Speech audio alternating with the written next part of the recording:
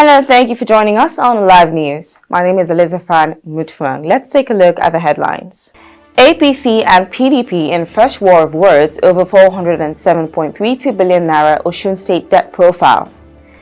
PDP presidential candidate Atiku Abubakar meets ex-Kogi Governor Idris and others over PDP crisis. In sports news, we bring you things you didn't know about Lionel Messi. On the foreign scene, 6 people have died, including the suspect after a shooting in Canada's Wuhan. Live TV. And now the news in detail. The People's Democratic Party and the All Progressives Congress in OSUN State have embarked on a fresh war of words over the issue of the state's 407.32 billion naira debt portfolio.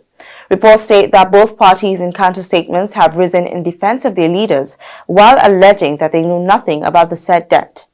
The OSUN PDP, in a statement by its acting chairman, Dr. Adekunle Akindele, has earlier faulted the immediate former state governor, Adeboyega Oyetola, for incurring such a debt in the state.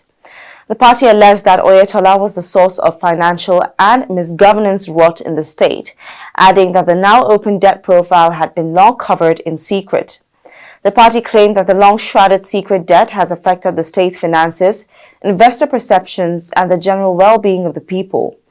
The party applauded the incumbent state governor, Ademola Adeleke, for revealing the secret, while commending his transparency and accountability in the management of state affairs. The presidential candidate of the People's Democratic Party, Atiku Abubakar, has met with the former governor of Kogi State, Ibrahim Idris, and other party stakeholders in the north-central state. In a tweet via his Twitter page on Sunday night, the former vice president stated that the essence of the meeting was to resolve internal differences in the Kogi chapter of the party and find ways to unite and recover Nigeria.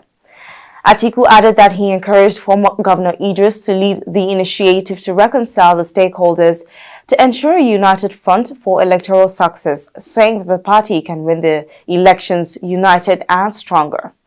According to the PDP flag bearer, all party members have a role to play in PDP's quest to win the presidential election next year and other polls. In sports news, Argentina's Lionel Messi lifted the World Cup trophy following his country's dramatic victory over France in the final of the 2022 World Cup in Qatar. Reports state that Messi, who was presented with a traditional Arab cloak known as the bisht, plays for Qatari-owned Paris Saint-Germain and is an ambassador for Saudi Arabia. He became the first player in World Cup history to score in the group stage, the round of 16, quarter-final, semi-final, and final in a single edition of the tournament. The Argentine made his 26th appearance in a World Cup match, becoming the all-time record holder for most games played at the tournament, overtaking Lothar Matthaus.